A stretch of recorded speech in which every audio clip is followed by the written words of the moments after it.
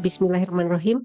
Terima kasih atas waktu yang diberikan dan saya lihat memang beberapa banyak yang wajahnya saya kenal dan sebagian juga ada mahasiswa saya dan mudah-mudahan nggak bosan dengan apa yang saya sampaikan. Betul tadi sampaikan bahwa saya lebih banyak berkecimpung di bidang energi dan tapi hari ini dimintanya green chemistry sebagai feedstock.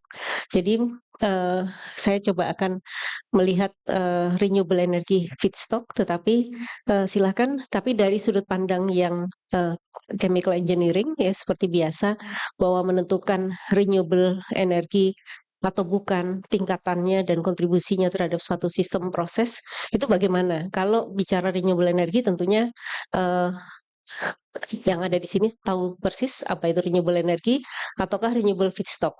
Namun bagaimana menentukan suatu sistem itu renewability-nya tinggi, kemudian tadi apakah dia green atau tidak itu saya coba perkenalkan di sini.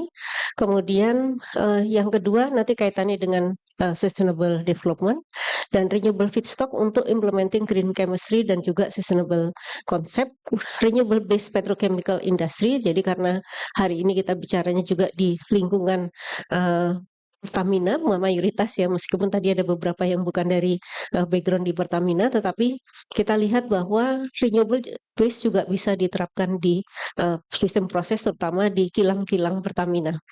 Nah, kemudian crude palm oil base. Nah, saya ambil di sini case-nya meskipun tadi diminta ada bicara juga kalau udah bilang renewable maka kita bisa didefinisikan menjadi first generation, second generation, and third generation. Tetapi nanti kembali lagi ada yang di depan mata yaitu di yang first generation ya. Jadi crude palm oil yang digunakan juga sebagai renewable feedstock dan kemudian biomass potensial yang nantinya bisa diturunkan lagi menjadi produk-produk yang renewable maupun juga produk-produk energi yang berkelanjutan. Next berikutnya.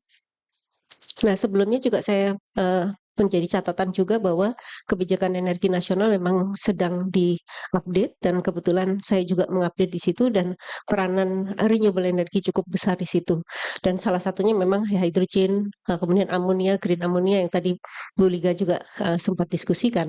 Tetapi di sini ingin lebih fokus lagi kalau menjadi feedstock untuk chemical product, maka bagaimana? Next berikutnya. Karena ini macet deh. Ya. Nah, kemudian bagaimana kita mulai mendefine sustainable development concept di sini bahwa ya tadi development yang that meets the needs of the present, tapi jangan lupa bahwa kemampuan future generation untuk menggunakan sumber yang sama itu akan menjadi penting. Nah, simpelnya adalah kalau kita lihat ya renewable energi itu bisa dimanfaatkan untuk raw material maupun energi yang nantinya masuk ke sistem proses production di sini. Dan di sini peranan juga dari industri-industri oil and gas juga menuju ke sana. Jadi moving forward menuju ke yang green itu menjadi wajib ya. Next berikutnya. Nah, green chemistry sendiri sebetulnya kalau kita lihat sebenarnya di depan juga sudah ada definisinya ya. Jadi desain dari chemical product dan juga proses teknologinya, bukan hanya sekedar produknya yang green atau bahan bakunya yang green, tetapi selama prosesnya juga harus green.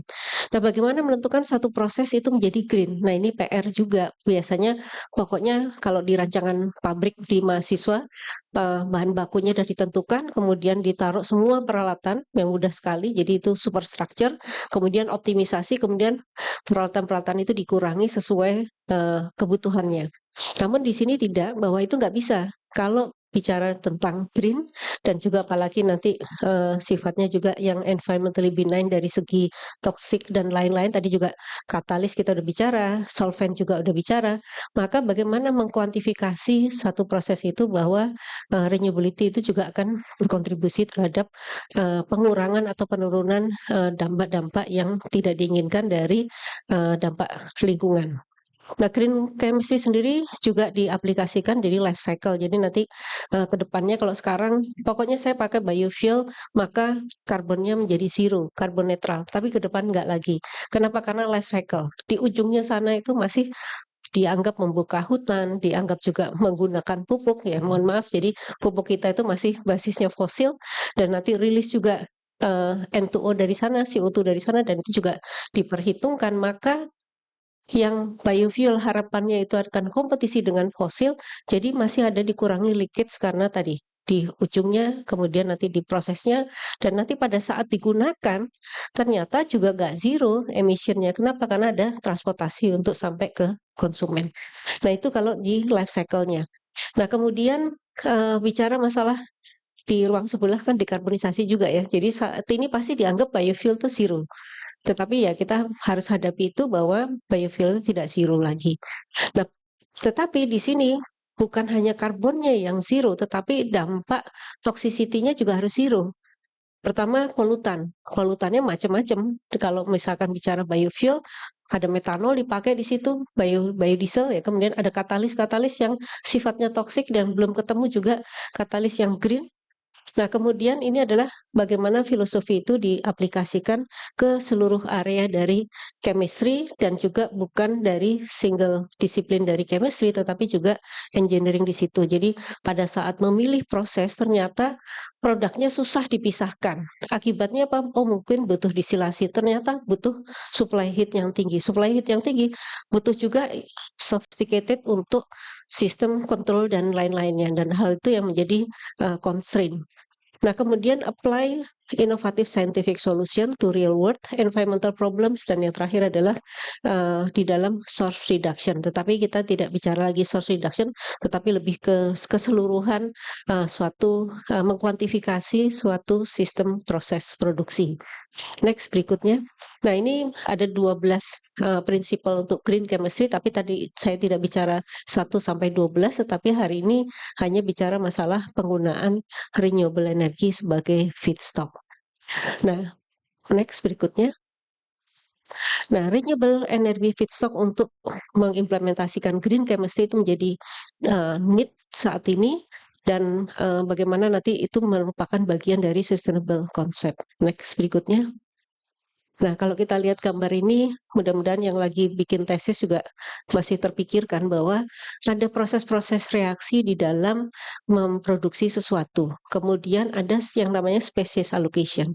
Nah, ternyata kalau lihat dari keseluruhan proses yang ada di chemical engineering, yang kedua ada separation, jadi produknya kalau sudah harus di separation. Yang ketiga nanti ada heat exchange network. Yang terakhir nanti ada juga integrasi, kemudian juga auxiliary proses yang lain. Sumber utama dari masalah lingkungan itu justru yang tengah. Bagaimana kita mereaksikannya, bagaimana memilih katalisnya, bagaimana memilih pelarutnya, dan seterusnya, itu akibat dari reaksi yang kita pilih. Nah, ini yang jangan lupa bahwa memilih reaksi menjadi salah di nanti treatmentnya jadi beban. Wastewater treatmentnya menjadi beban yang harus diolah. Nah, kemudian itu sebabnya environmental aspect integration itu paling efektif kalau kita mulai di depan. Nah, kemudian environmental problem untuk proses sistem ada dua, yaitu di reaksinya dan separationnya. Karena pemilihan chemical itu juga ada di situ. Untuk pelarut tadi juga ada disampaikan sebelumnya bahwa DS itu juga harapan untuk menjadi green pelarut, dan juga pemilihan yang green katalis. Nah, berikutnya adalah ya. Nah, sintesis dari environmentally compliant dari chemical process system itu panjang. Jadi bagaimana mereview suatu sistem proses di dalam sistem produksi, terutama nanti kalau kita bicara industri, kan kalau nggak salah Pak Minat juga move ke produksi biofuel. Nah, bagaimana mengkuantifikasi aspek lingkungannya? Yang pertama tentunya tadi pathway yang harus dipilih. Banyak sekali biasanya kalau nanti contoh yang paling simpel adalah bikin biofuel dari CPO kemudian menjadi biodiesel, pathway-nya panjang. Kalau salah yang keluar sabun. Kalau udah keluarnya sabun maka harus memisahkannya, atau yang muncul adalah air yang cukup banyak dan itu harus dipisahkan lebih dahulu. Nah, kemudian ada di situ bagaimana mendevelop alternatif juga dari memilih juga dari pathway yang terbaik, yang optimal. Nah, di situ ada yang decision kriterianya. Decision kriterianya biasanya kalau di awal gross profit margin-nya itu udah lagu lama. Biasanya kalau mahasiswa kalau merancang pabrik, gross profit margin-nya berapa? Gitu. Tapi nggak seperti itu. Ternyata gross profit margin tidak mewakili. Kenapa? Karena nanti di ujungnya penggunaan energinya besar, utility-nya. Kemudian nanti toksik yang akan menjadi dampak dari limbahnya.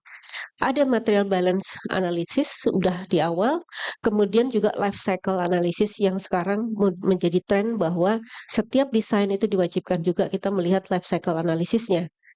Nah, kemudian nanti ada juga selain tadi gross profit margin estimation pada saat di inputnya, tetapi nanti di sebelah kanan juga kita melihat dari propertiesnya. Apakah reaksinya reliable atau tidak, bisa direalisasikan atau tidak realization. Nah, kemudian baru pilihlah species allocation, yaitu mendevelop alternatif. Karena alternatif mengalokasikan komponen-komponen bahan itu mengakibatkan beban separation ke depannya. Bisa dipisahkan produknya atau tidak, atau menjadi beban untuk reaktor yang berikutnya.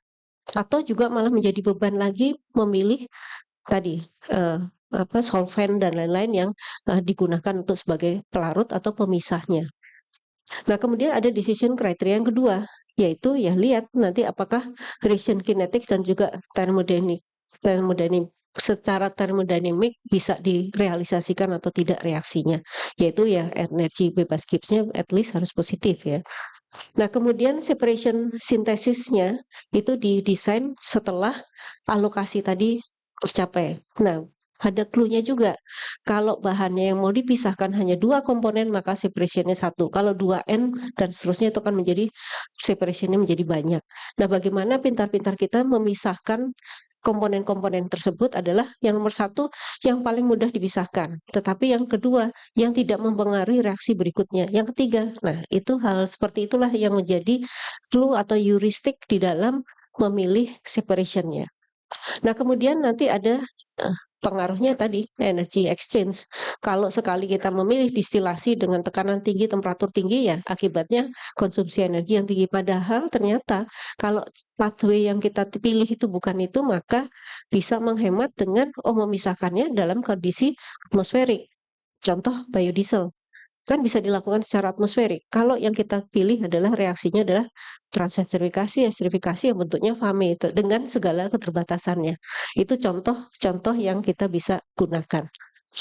Mulainya adalah kalau lihat yang blok warna abu-abu itu dimulai di situ. Bagaimana mulainya? Nah, itu yang kita sebut sebagai meta design. Di dalam meta design maka kita harus berpikir mulainya produk dulu atau bahan baku dulu. Sebagai pengusaha mestinya produk dulu, produk yang sedang dibutuhkan masyarakat yang kita bisa memproduksi produknya yang menggantikan sistem itu dengan berbagai pertimbangan. Pertimbangannya adalah low carbon, pertimbangannya adalah green, renewable, dan seterusnya, maka produk apa yang kita harus buat untuk memenuhi kebutuhan masyarakat. Masyarakat nggak butuh bensin, nggak butuh listrik, dan nggak butuh yang lain-lain. Yang dia butuhkan adalah bagaimana dia bergerak dari satu tempat ke tempat yang lain, ada yang membawa, yaitu energinya, atau juga kita butuh hari ini lighting, bukan lampunya, tetapi light-nya. Boleh dari lampu, boleh dari cahaya matahari. Ya, hal seperti itulah heating dan sebagainya itu yang kita butuhkan adalah bagaimana memanaskan sesuatu, bukan listrik ataukah BBM yang kita butuhkan untuk atau LPG, gas LPG yang kita butuhkan untuk memanaskan makanan kita. Nah, hal seperti itu yang kita sebut sebagai meta design, itu yang pikirkan. Berarti saya harus menggantikan produk apa yang menarik untuk menggantikannya adalah kalau isunya lingkungan ya renewable, green, low pollutan. Jadi kalau kita lihat nanti EV akan banyak di kota-kota besar, itu pertimbangannya bukan dekarbonisasi. Kenapa? Air pollution di kota itu. Bagaimana menurunkan air pollution? Ya pilihannya adalah mobil listrik, kendaraan listrik, dan lain-lain. Tetapi kalau dalam konsep ini, maka produknya bisa menggantikan apa yang diinginkan oleh konsumen. Yang kedua baru materialnya dipilih. Nah, dengan beberapa kriteria, satu, renewability kriteria kita taruh paling atas. Kenapa? Karena itu menjadi poin penting di kita bahwa bahan baku yang kita gunakan adalah renewable. Apakah itu nanti menjadi produk ataukah itu menjadi bahan energi. Reaction pathway-nya disusun tadi sedemikian rupa supaya optimal. Jangan sampai ada spend resource yang besar, salah milih ya menjadi spend resource-nya besar. Saat ini reaksi-reaksi tadi juga dikenalkan fotokatalitik, yield-nya nggak nyampe 1%. Itu yang terjadi di lab. Tetapi itu kan masa depan, harus di-riset terus sampai sekarang. Tapi begitu diimplementasikan di skala besar, belum tentu. Kenapa? Karena 99% itu kalau yield-nya kecil, maka sisanya adalah spend resource. Dan kita nggak boleh membuang-buang resource kita tadi kan karena sustainable konsep tadi. Nah, kemudian screening, bagaimana melakukan screeningnya harus dioptimalkan. Nah, ada decision kriterianya, nanti optimasinya salah satunya adalah tadi renewability, kemudian yang kedua adalah toxicity. Bagaimana nanti menilai toxicity? Dilihat dari konversinya. Yield-nya tinggi tapi limbahnya sangat toksik. Maka kita harus optimasi, pilih yang mana. Kenapa? Karena setelah itu kita harus mengolah toxicity-nya tadi. Jadi mungkin yield-nya nggak besar, tetapi akibat toxicity-nya tadi lebih rendah, itu yang bisa kita pilih. Nah, kemudian ini adalah bagaimana nanti berikutnya adalah environmentally compliant reaction itu terpilih, pathway-nya baru kita bisa melakukan merancang separation systemnya dan seterusnya. Mudah-mudahan bisa ya nih. Oh ya. Nah, kemudian kalau jalur yang atas biasanya kita punya raw material dan produk yang akan dibuat, maka jalur yang atas itu yang tadi superstructure. Jadi kita masukkan semua peralatan yang kita inginkan, pokoknya bisa bereaksi, kemudian pokoknya nanti bisa dipisahkan. Nah, itu nggak efektif. Kenapa? Karena kita tidak bisa memasukkan pemilihan renewability dan juga toxicity dan sebagainya itu menjadi decision criteria. Itu sebabnya saya kenalkan tadi onion logic, mulai dari senternya, dari reaksinya, pathway-nya baru menuju ke seluruh sistemnya. Nah, kemudian ini adalah screeningnya tadi, maksimum GPM tetapi juga maksimumkan main product.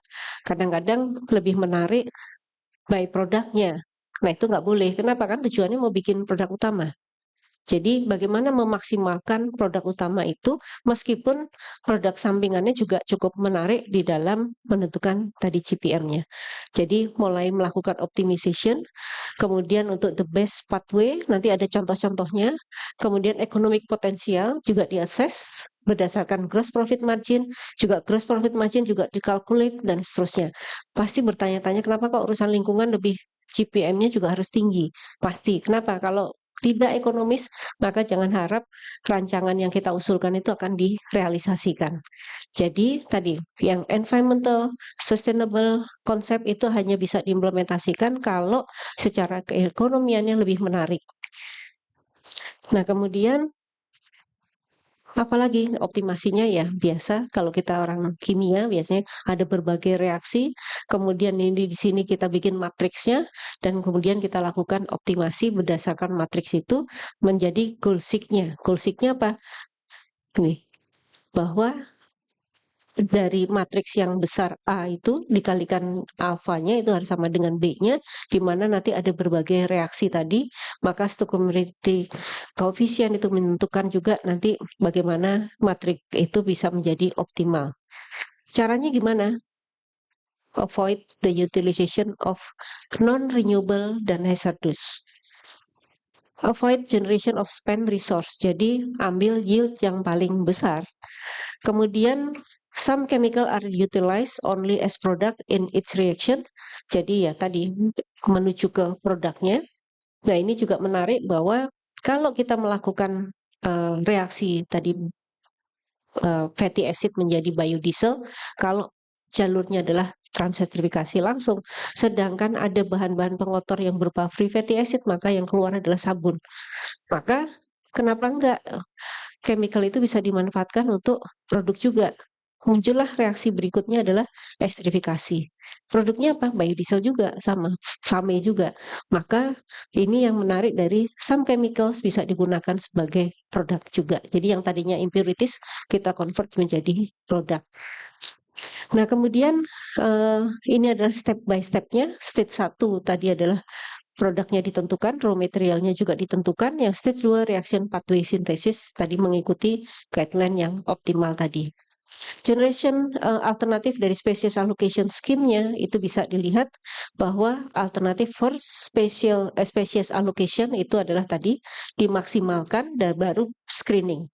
Screeningnya gimana? Ya ini ada reaksi-reaksi tadi saya sampaikan yang tadinya impurities bisa menjadi bahan baku dan menjadi produk.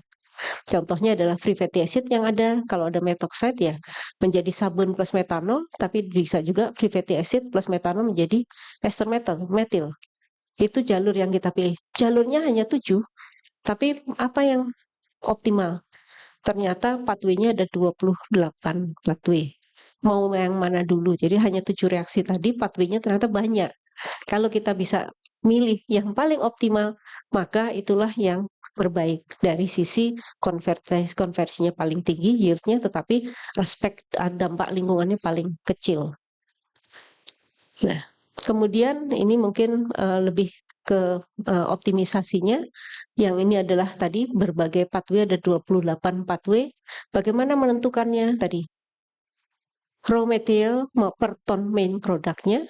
Kemudian kalau kita lihat environmental index-nya, itu yang kita bisa pakai. Jadi menghitungnya seperti neraca massa, kemudian dikalikan environmental index seperti kita menghitung GPM dengan rupiah. Tapi ini adalah TLV bisa, ataukah digunakan lethal dosis 50, LD50 juga bisa digunakan. Nah, dari sini maka dipilih meskipun yield-nya bukan yang tertinggi, 109,88, tetapi environmental index-nya adalah 1,2, ya, dipilih di situ daripada yang lainnya. Yang lainnya sangat tinggi. Jadi optimasi itu kan bisa dua-duanya yang terendah, yang satunya maksimum. Kalau kontradiktif maka dua-duanya dibikin maksimum atau dua-duanya dibuat minimum. Jadi seperti LV itu kenapa? Karena itu menjadi maksimum. Kalau TLV-nya menjadi minimum kan? Ya. Nah, kemudian ini hanya salah satu contoh untuk case dari biodiesel. Bagaimana dengan petrochemical industries?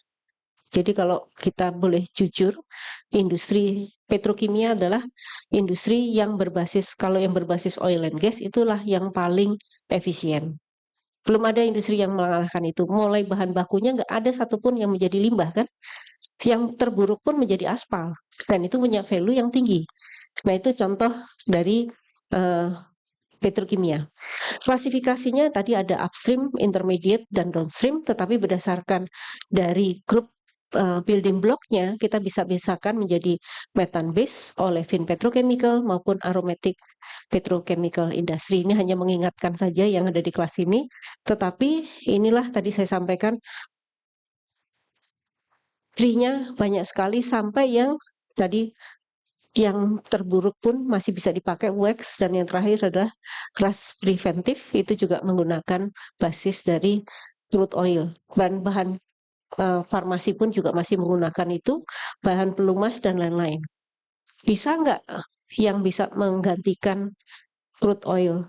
Ada ternyata CPO sebagai contoh menggantikan fungsinya, tetapi masalahnya kalau di crude oil kita tambang keluar selesai, tapi kalau CPO kita harus menanam terus supaya bisa memproduksi hal yang sama. Kalau di second generation atau third generation udah putus asa dulu. Kenapa? Produknya kecil sedikit, tetapi belum bisa menjanjikan dari sisi keekonomiannya.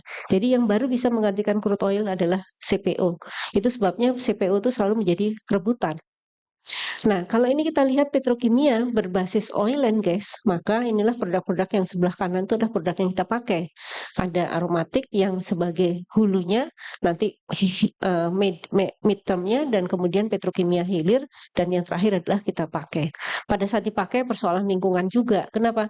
Ada isu masalah mikroplastik dan lain-lain, dan itu menjadi tantangan juga bagi industri yang berbasis oil and gas tersebut atau berbasis fosil. Bagaimana dengan kalau basisnya adalah bukan hanya oil and gas, kita punya batu bara. Pada saat oil and gas menjadi shortage, pilihan bagi bangsa Indonesia adalah waktu itu batu bara.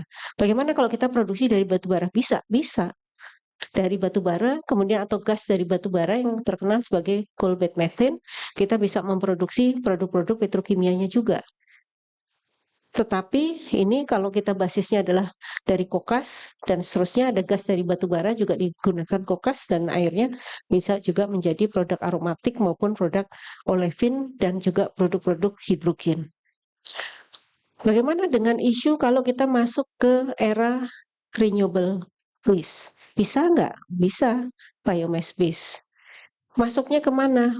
Tadi bisa lewat tadi yang first generation, second generation, atau third generation melalui ligninnya, pati, hemiselulus, selulus, latex, dan yang juga produk-produk gasifikasi menjadi syngas yang kita pakai, kemudian likuifaksi atau hidrogen, dan juga likuifaksi yang menjadi produk akhirnya juga menjadi produk petrokimia. Dan itu menjadi challenging. Kenapa? Nggak mudah mengkonversinya. Kalau mau bikin baju, asalnya dari crude oil lebih simple, pendek alurnya. Tetapi kalau menjadi pindah ke biomass, maka kita juga harus mikir juga bahwa rantainya juga panjang. Risetnya juga panjang. Tadi disampaikan juga mau pakai fotokatalitik ya, yieldnya ya masih kecil sekali, nggak sampai 1%. Saat ini teknologi terbaru untuk menjadi metanol. Tapi kalau kita pakai crude oil tadi kan gas menjadi metanol lebih pendek menjadi konversinya. Nah, hal seperti itulah yang challenging buat kita. Nah, kemudian juga bioplastik starting to be developed using raw material dari sugar ataukah limbah yang mengandung sugar. Dan itu mulai digunakan tapi kemudian hilang. Kenapa nggak bisa kompetisi dengan produk-produk plastik yang basisnya adalah fosil. Nah, kemudian ada juga recycle plastic base yang sekarang menjadi digembar-gemborkan cukup bagus, yaitu kita mengurangi penggunaan tetapi dengan menghasilkan loop seperti ini. Yang belum ada adalah bagaimana menciptakan loop yang close loop untuk energy recovery yang akan digunakan oleh si industrinya sendiri. Ya tentunya dengan berbagai pertimbangan ada polutan dan lain-lain yang harus dikendalikan. Nah, kemudian kalau yang low quality ya jadi waste plastik nanti bisa juga yang low quality dibakar ataukah menjadi RPF atau ini sama dengan RDF kalau di Indonesia. Nah, kemudian juga high plastik yang high quality ya tentunya di recycle kembali. Nah, bagaimana low carbon tercipta di sini? Bagus sekali dan kita bisa menghitung berapa low carbon yang dihasilkan dari proses menggunakan plastik daur ulang, baik sebagai feedstock maupun juga sebagai energi.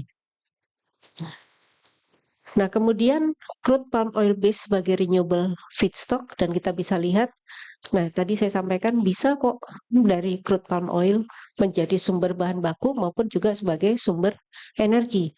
Panjang dan kajian ini juga kami juga masukkan di dalam strategi mengembangkan biohidrokarbon dan kita bisa melihat bahwa kompetisinya bukan biohidrokarbon bukan hanya terhadap energi fosilnya tetapi kompetisinya dan bahan bakunya. Kenapa? Karena bahan bakunya CPO itu dipakai kemana-mana untuk produk pangan yaitu kemudian juga untuk food maupun juga untuk chemical. Jadi itu bersaing dengan energi. Nah, kemudian ini palm oil industries yang PKS ini menjadi banyak dilirik dari teman-teman dari Jepang sebetulnya untuk dimanfaatkan, sedangkan kita masih basisnya menggunakan CPO karena kualitasnya jauh lebih tinggi dari PKS yaitu palm kernel shell, itu yang mulai diambil minyaknya, diekstrak, kemudian juga limbahnya pun dipakai juga untuk bahan bakar. Sedangkan kita di sini adalah refinery dari CPO maupun CPKO dan ini produk turunannya dari refinery-nya jadi mirip sebetulnya. Jadi renewable tadi menjadi menarik dari sisi sama-sama efisiennya dibandingkan crude oil maupun crude palm oil. Nah, kompetisinya tadi saya sampaikan ada sistem ekonomi yang jalan di sana, kemudian juga sistem sosial, sistem lingkungan, dan juga posisi strategis Indonesia di tingkat internasional. Dan ini juga kritik sebetulnya untuk Kemenperin bahwa kita nggak bisa kompetisi di posisi strategis di internasional. Sebagai contoh, pada saat transaksi yang muncul adalah ringgit Malaysia bukan rupiah. Jadi kalau kita di di perdagangan di internasional yang muncul adalah per ringgit Malaysia. Nah, kemudian itu juga akan mempengaruhi sebetulnya tadi indeks ketahanan energi nasional. Kenapa? Karena bersaing dengan pangan, yaitu tadi kalau kita lihat sistem produksi di kelapa sawit dan juga bioenerginya sendiri, maka ini akan mempengaruhi sebetulnya di sebelah kanan sistem dari biofuel dan lain-lain itu sangat ditentukan juga dari harga internasional. Itu sebabnya Kementerian Keuangan menerapkan pajak dan levy. Nah, tetapi levy bisa digunakan untuk pengembangan industri CPO dan turunannya, tetapi kalau pajak ya sudah masuk di pajak pemerintah dan bisa dipakai untuk apa aja. Nah, kemudian biomass potensial seberapa besar sebenarnya biomass kita, tadi first generation, dan juga nanti sebagai bahan baku untuk second dan third generation, ini potensinya sebesar ini, area untuk 1 megawatt hour saja untuk energi eh, sebesar ini, hanya 735 megawatt hour. Jadi kalau dikalikan dibagi 365 hari, dibagi lagi 24 jam ya, maka itu adalah sekian, nggak nyampe 1 mega kan. Ya, jadi itu yang kita bayangkan untuk seluruh kemampuan potensi biomass untuk hanya energi. Nah, kemudian ya, oke. Dan ini untuk potensi biomass plantation di berbagai lokasi itu tadinya 20.000 per ton per tahun, nanti kita konversi lagi menjadi energi seperti apa, dan ini juga bisa pellet ini juga bisa digunakan sebagai bahan baku tadi, runtutan dari produk-produk turunan dari biomass yang menuju ke produk petrochemical. Ini kalau kita lihat empty fruit bunch, kemudian kita punya banyak sekali limbah yang sebetulnya menarik kalau kita gunakan juga sebagai sumber bahan baku. Nah, kemudian ini adalah National Palm Oil Plantation di Indonesia. Dan kalau kita lihat dari keseluruhan luas lahannya 16.300, prosentasenya setiap daerah seperti ini. Dan nanti kita juga akan menghadapi yang namanya moratorium kebun sawit ya, yang akan diterapkan sejak 2030. Artinya nanti nggak bisa lagi nambah di atas ini, lebih besar lagi. Dan itu challenging juga buat kita bagaimana menggantikan sistem CPO ini. Dan saya rasa pas, memang sengaja dipaskan waktunya ya. Cek. Terima kasih banyak Ibu Gilang. Silakan duduk di samping saya. Kita berikan tepuk tangan yang meriah. Saya izin mereview sedikit ya. Ada beberapa catatan yang mungkin bisa menjadi summary ya. Jadi memang ketika kita berbicara tentang renewable energy feedstock dan kita berbicara tentang ketahanan energi, maka kita harus melihat dulu situasinya. Jadi dalam menentukan respon terhadap kondisi saat ini atau environmental problems, itu kita bisa menggunakan chemical process system sehingga keputusan yang kemudian diambil itu dapat sesuai karena memang runut sesuai dengan meta desainnya. Nah, untuk mengoptimalkan chemical reaction path, maka harapannya itu dapat meminimalisir dampak lingkungan yang terjadi dari decision yang kita buat gitu. Dan dalam menentukan path mana yang harus dipilih, maka salah satu hal yang perlu diperhatikan adalah environmental index. Nah, dengan sistem ini kita juga bisa masuk ya ke industri kimia, bagaimana kemudian implementasi reaksi kimia itu perlu dipilih lagi sesuai dengan kebutuhan, sehingga hal ini berhubungan dengan beberapa produk yang ingin dihasilkan.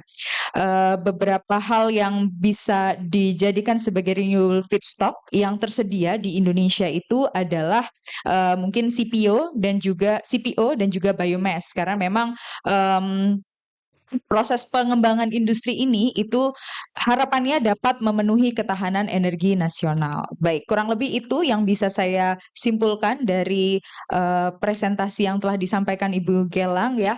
Saya seperti biasa saya akan buka floor untuk 2 orang penanya. Silahkan bagi Bapak dan Ibu yang ingin atau mempunyai pertanyaan terkait dengan renewable energy feedstock dapat mengangkat tangan. Anyone? Ini nggak lagi kepikiran jalan-jalan kan ya? Sudah enggak kan ya? Kita sudah fokus lagi kan di renewable energy feedstock. Ya, mungkin ada dari rekan-rekan. Ya, satu di sebelah kanan, yang di sebelah kiri saya. Apakah ada mungkin bisa angkat tangan lebih tinggi jadi biar saya agak kelihatan? Ya, silakan dulu. Ibu, Bapak mohon maaf. Oke, baik. Terima kasih kesempatannya. Saya Leksi dari Indika Energi. Ibu izin bertanya. Jadi kita beberapa kali pernah tektokan dengan salah satunya produsen wood pellet, yaitu Barito Pacific dan juga Sampurna Kayu. Nah, salah satu site-nya itu ada di Mangole, Maluku Utara. Nah, tetapi ketika kita bertanya kemana sih larinya mereka, hasil produksi mereka, mereka jawab eh, semuanya itu untuk ekspor. Jadi rata-rata larinya untuk Jepang. Nah, kalau boleh tahu adakah PT-PT yang atau industri yang memang produksinya diperuntukkan untuk biomas co-firing di dalam negeri seperti itu, Bu. Itu saja, Bu. Terima kasih. Baik, terima kasih Mas Leksi. Mungkin bisa langsung jawab, Ibu.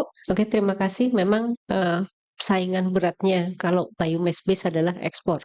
Hampir bukan hanya wood pellet tapi juga anti fruit ban CFB itu juga PKS itu udah ekspor, yang beli Korea, Jepang juga ingin ke sana. Kenapa? Karena di dalam roadmap energinya mereka itu salah satunya untuk menuju net zero emission itu menggunakan biomass. Biomassnya dari mana? Dari kita. Sedangkan kita juga butuh salah satu untuk roadmapnya eh, energi ke depan di Indonesia juga sama menggunakan biomass. Nah, itu persaingan berat antara ekspor dan penggunaan dalam negeri. Harganya jadi mahal dan itu nggak kompetitif. Bahkan PLN sendiri juga yang punya roadmap penggunaan biomass co-firing itu menjadi berat untuk mengadakan biomass. Nah, pertama itu. Yang kedua, jangan lupa bahwa biomass itu adalah energi density-nya sangat rendah. Jadi pada saat kita memilih biomass, berarti kita harus bayangkan jarak terdekat untuk sampai ke lokasi itu nggak boleh lebih dari 100 kilo harusnya. Tapi begitu 5% saja dari power plant-nya PLN yang 400 mega, itu kita butuh sampai 300 kilo. Artinya loss-nya bukan hanya rupiah, tetapi carbon footprint ya kan? Ya kena penalti lagi, maunya zero emission tapi penaltinya dari transportasinya. Jadi itu batasan-batasan. Kemudian kalau ekspor kok bisa? Ya mereka membayar itu semua. Kenapa? Karena mereka mengadakan, mereka pakai di sana, tapi hitungannya nanti skop 1, 2, dan 3 dari carbon footprint kan. Jadi pengadaan di Indonesia nya dihitung sebagai skop 3-nya bagi negara pengguna biomass-nya. Nah, itu yang menarik buat mereka. Yang kedua adalah harga tadi mereka bayar berapapun berani masih lebih murah dibandingkan tadi kalau mau bikin green hydrogen itu yieldnya sangat kecil kalau basisnya adalah yang tadi fotokatalitik. Nah, kemudian produsen-produsen mana yang menyiapkan juga untuk tadi bukan ekspor. Sebetulnya masalahnya produsen itu boleh aja ekspor karena nggak ada larangan untuk ekspor untuk biomass saat ini, pellet, wood pellet dan sebagainya. Padahal harusnya ada regulasi yang mengatur itu. Kenapa? Kalau kita ekspor maka unsur haranya kan kebawa ke negara yang menggunakan. Kalau dulu kita bakar TKS di tanur-tanur, maka abunya dikembalikan lagi ke sawit. Nah, itu hilang itu udah. Bukan hanya kompetisi dari harga kita hilang, menguntungkan, tetapi ada yang hilang dari unsur hara. Nah, produsen dalam negeri udah nggak kompetitif lagi kalau dipakai domestik. Ada constraint-nya. Yang pertama, pembelinya sendiri yang mayoritas adalah power, itu biasanya beda dengan industri. Kalau industri sekarang beli langsung dibayar. Tapi kalau di sektor power nggak, bayarnya 1 tahun dan nggak ada yang sanggup untuk produsen wood pellet yang kelasnya industri kecil menengah. Dan cukup banyak sebetulnya kalau di Pulau Jawa, dan mereka mulai jalan juga untuk terutama yang dekat PLN yang di Serang ya, daerah Serang sana, mereka juga mulai pakai di sekitarnya. Tapi nggak lebih dari 100 kilo pengadaannya. Kalau udah lebih dari itu nggak menarik lagi harga, dan juga tadi mereka kan hitung carbon footprint-nya untuk menurunkan carbon footprint. Nah, tetapi ada kegiatan-kegiatan yang digerakkan oleh KLHK, mudah-mudahan kalau ada KLHK besok bisa ditanyakan, ada kerjasama masyarakat untuk menanam pohon untuk pohon energi, hutan energi ya istilahnya, hutan energi itu dikembangkan bersama dan itu disuplai ke Python. Jadi Python kerjasama dengan KLHK dan masyarakat untuk supaya tadi availability-nya bisa terjaga. Kalau hanya beli itu nggak akan bisa. Ya, jadi seperti Barito ya mereka berhak untuk menjual wood pelletnya karena harganya mahal ya. Iya. Baik, semoga terjawab ya, Mas Leksi. Mohon maaf, Bapak Leksi. So akrab banget ya panggil Mas. Mohon maaf ya Pak Leksi. Baik, satu pertanyaan lagi dari forum. Apabila ada, mungkin sambil mengisi, Ibu saya izin bertanya. Mudah-mudahan ini masih masuk ke dalam topik yang Ibu sampaikan ya. Jadi dalam konteks renewable energy feedstock ini, apakah Indonesia itu sudah ada sistem sertifikasi? Dan kalau sudah ada, apakah sistem sertifikasi tersebut memang dalam prosesnya ya, melihat proses renewable energy ini disediakan, itu sudah sesuai dengan atau memuat prinsip-prinsip green chemistry? Rasanya belum sampai ke sana ya sertifikasinya ya, baru, sertifikasi dari proses yang biasa misalkan, proper kemudian dan ISO dari manajemennya dan sebagainya, environmental management system iya.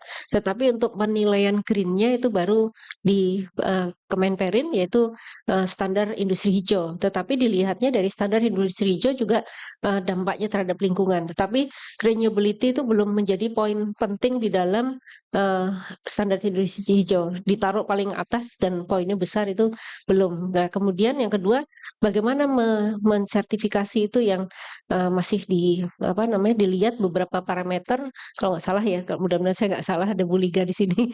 Dan, untuk standar industri hijau ada poin-poinnya saja yang memenuhi persyaratan dan itu nanti, mendapatkan standar industri hijau. Masing-masing jenis industri beda-beda memang di situ.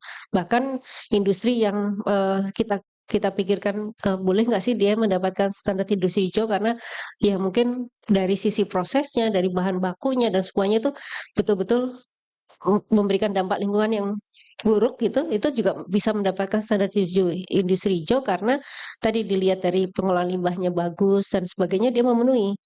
Nah, itu yang mesti dilihat juga ya. Tapi salah satu karbon sudah masuk di dalam industri hijau itu juga akan mendorong juga untuk pengurangan, dampak terhadap lingkungan karena kan, memenuhi karbon itu otomatis akan downstream-nya juga akan mempengaruhi bagaimana mereka mengelola limbah dan lain-lain yang menghasilkan CO2 juga kan dari gas metan yang dikonversi menjadi CO2 ekuivalen.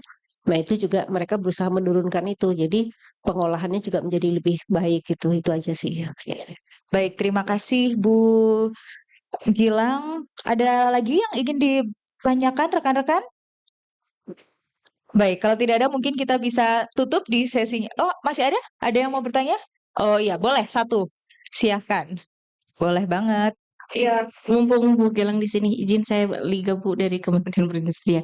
Ibu, ini banyak pertanyaan dari industri kami terkait aktivitas yang bisa diklaim untuk carbon reduction, yaitu dari penanaman atau penghijauan kembali. Nah, itu kami mendapatkan info bahwa KLHK belum mengconsider aktivitas ini sebagai carbon reduction. Nah, padahal kan apabila itu digerakkan dari industri-industri kita kan juga memberikan dampak positif gitu Bu. Bagaimana aktivitas penanaman kembali baik dari yang pesisir yaitu tanaman mangrove ataupun juga penghijauan kembali seperti itu dapat diklaim sebagai carbon reduction. Terima kasih Bu. Sebetulnya boleh diklaim menjadi carbon reduction, syaratnya satu, nggak boleh menggunakan dana CSR. Industrinya pakai dana CSR.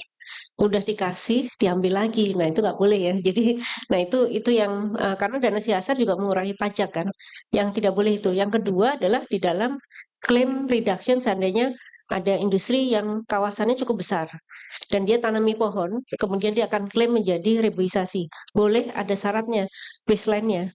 Jadi kalau baseline-nya tahun 2010 ya nanti sebelum 2010 lahan itu memang sudah dalam kondisi terbengkalai.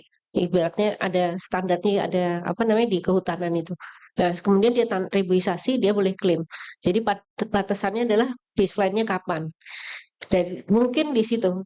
Jadi tanamannya reboisasinya di tahun 2015 ya sebelum 2010 nggak bisa diklaim karena itu bisnis as usual-nya seperti itu.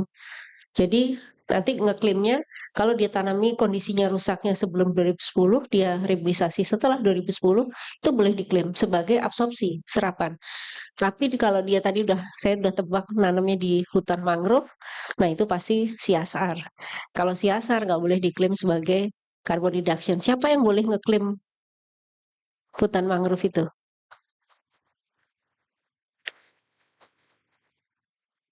yang dikasih.